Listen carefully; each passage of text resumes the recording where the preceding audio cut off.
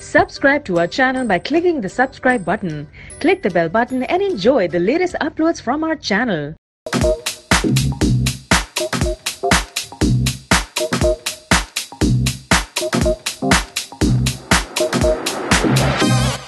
मेरे वास्ते जो मैं इहदा ट्रेलर वेख्या तो मेरे वास्ते सब तो वड्डी अट्रैक्शन बियॉन्ड द क्लाउड्स विच यह सी कि यह माजिद मजीदी ने बनाई है फिल्म और वही माजिद मजीदी ने जिन्होंने चिल्ड्रन ऑफ हेवन बनाई और ईरानी हिदायतकार ने इन्होंने पहली बारी आके हिंदुस्तान दे विच फिल्म बनाई और फिल्म उर्दू यानी कि हिंदी दे विच बनी हुई है और कुछ क्रिटिक्स के मुताबिक तो इस तरह भी है कि शायद चिल्ड्रन ऑफ हेवन का ही कोई लार्जर वर्जन है लेकिन मेरा ख्याल है कि यह गल पूरी तौर पर ठीक नहीं मेरा ख्याल है कि जो उस मुआशरे का जो स्लम एरियाज ने उन्होंने जिहड़े प्रॉब्लम्स ने उन्होंने जिस खूबसूरती नाल और रियलिज्म के करीब करीब रह के माजिद मजीदी जिस तरह लैके आए सिनेमा स्क्रीन ते वो हैरानकुन ने ये सिंबलिज्म बहुत ज्यादा इस्तेमाल किया गया सिलवेट जो इमेजेस ने वो बहुत ज्यादा इस्तेमाल किए गए ने और उन्होंने सिलवेट की कोई मान ही नहीं इसी तरह फवाद साहब जोड़ा कि इंतहाई जो ना लो सोशो इकनॉमिक स्ट्रैटम जिन्हों का ताल्लुक होंगे उन्होंने जिहड़ियां जेलां ने ਉਹਦੇ ਵਿੱਚ किस तरह गरीब आदमी गरीब औरत किस तरह वो अपनी जिंदगी दे जवान औरत है लेकिन मर जाती है और उसका छोटा जिहा पुत्र है उन्होंने कोई दूसरी औरत किस तरह उन्होंने गोद ले लेंदी है और सिर्फ उस बच्चे ने वो जो मर जाती फवासा तुसी यकीनन तुसी इन्हू इंजॉय करोगे और अफसोस भी होएगा उदास हो जाओगे एक गल सुन के उस बच्चे नू ਉਹਦੀ ਮਾਂ ਦੇ ਮਰਨ ਤੋਂ ਬਾਅਦ ਉਹ ਜਿਹੜੀ ਖਾਤੂਨ ਹੈ ਨਵੀਂ ਜੇਲ੍ਹ ਚਾਹੀਏ ਜਿਹਨੇ ਕਤਲ ਜਿਹਦੇ ਕੋਲੋਂ ਹੋ ਗਿਆ ਆਪਣੀ ਇੱਜ਼ਤ ਬਚਾਉਂਦਿਆਂ ਕਤਲ ਹੋ ਗਿਆ ਲੇਕਿਨ ਉਹਨੂੰ ਲਾਈਫ ਟਾਈਮ ਇੰਪ੍ਰਿਜ਼ਨਮੈਂਟ ਜਿਹੜੀ ਹੁੰਦੀ ਨਾ ਲਾਈਫ ਇੰਪ੍ਰਿਜ਼ਨਮੈਂਟ ਉਹ ਮਿਲਣੀ ਹੈ ਤੇ ਉਹ ਬੱਚੇ ਨੂੰ ਆਂਦੀ ਹੈ ਕਿ ਬੇਟਾ ਤੇਰੀ ਮਾਮਾ ਜਿਹੜੀ ਹੈ ਨਾ ਉਹ ਬਦਲਾਂ ਦੇ ਉਸ ਪਾਸੇ ਚਲੀ ਗਈ ਹੈ ਚੰਨ ਦੇ ਉੱਤੇ ਰਹਿੰਦੀ ਹੈ ਤੇ ਕਿਸੇ ਦਿਨ ਉਹਨੂੰ ਅਸੀਂ ਉਹ ਉਤੋਂ ਵੇਖ ਰਹੀ ਹੋਏਗੀ ਤੇ ਬੇਟਾ ਤੂੰ ਖਾਣਾ ਖਾ ਲੈ ਤੇ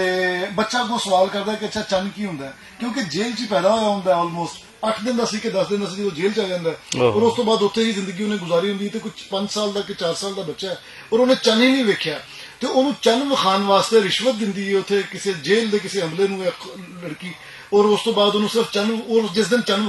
ਵਿਖਾਣਾ ਹੁੰਦਾ ਹੈ ਉਸ ਦਿਨ ਜਨਾਬ ਕਲਾउड्स ਹੁੰਦੇ ਨੇ ਔਰ बदल वरदे रहे बारिश आ रही है और बिजली चमक रही है अजीबो गरीब फिल्म है हैरानकुन फिल्म है तो फड़ दी है गिरफ्त कर दी है आम जो सिने गोर है वो जिते सिंबलिज्म अनफोल्ड नहीं कर सकता जिते डीकोड नहीं कर सकता तो शायद उन्होंने बोर लग गया फिल्म लेकिन टिपिकल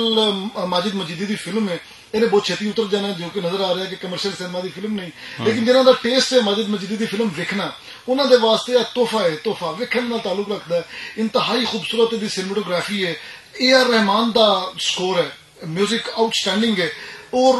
जेड़ा इलाके जो बॉम्बे के उन्होंने एक्सप्लोर किए हुए हैं वो इलाके आम तौर पर फिल्मों च नहीं विखाए जाते जे तो ईवन गुरबत दी फिल्मां विखाई जांदियां ने तो बड़ा स्टाइलाइज करके विखाई जांदियां ने यह रियलिज्म के करीब करीब रहा है तो कहानी जी है बहुत ही अच्छी है मैं समझना वा कि cinematically commercially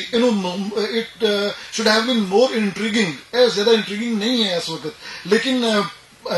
piece of art है आर्ट के करीब करीब है तो एज एक टिपिकल जी ना माजिद मजीदी की फिल्म है जिस जगह ते एंड होंदा है दो हाथ ने बदल बारिश दे विच आए ने वरदे पे बदल दे विच आए ने और उस जगह ते फिल्म जी ना मुक जाती है तो थोड़ा जिहा सोचना पैंदा है कि यार झटका लगता है कि है मुक गई और उस बाद सोचना पैंदा है कि अच्छा रिजल्ट की कढ़िया इन्हें और जो फिर बंदा सोचता कहता हाँ यार सारिया जी थ्रेड्स सन कहानियां दे सारे जो लूप सन वो मुकम्मल तो हो चुके हैं क्लोज हो जाते वो लूप तो इस तरह मैं समझना वा कि इस फिल्म के जो स्टूडेंट्स ने उन्होंने वास्ते तो इस फिल्म के बहुत कुछ सीखने वाला यदा म्यूजिक जो ए.आर. रहमान का है डायरैक्शन जी है माजिद मजीदी की है ये सिलवेट्स जो ने बेहद इंतहा खूबसूरती इस्तेमाल किए गए सिलवेट के सिंबलिज्म है और फिर है कि जो डाउन ट्रोडन या दूसरे स्लो इकनॉमिक कंडीशंस के जो लोग जिंदगी बसर कर रहे होंगे उन्होंने जिंदगी जो डिपिक्ट करनी होंगी है तड़का लाने तो बगैर वो किस तरह सिनेमा स्क्रीन च लैके आई जाती है वो जनाब सीखने वाली चीज़ है अबव ऑल एक सिनेमा का पीस है आर्ट फिल्म है आम बंदे दे वास्ते शायद उन्नी खूबसूरती ना हो या उन्नी कशिश ना हो जिन्नी कि एक फिल्म स्टूडेंट वास्ते हो सकती है।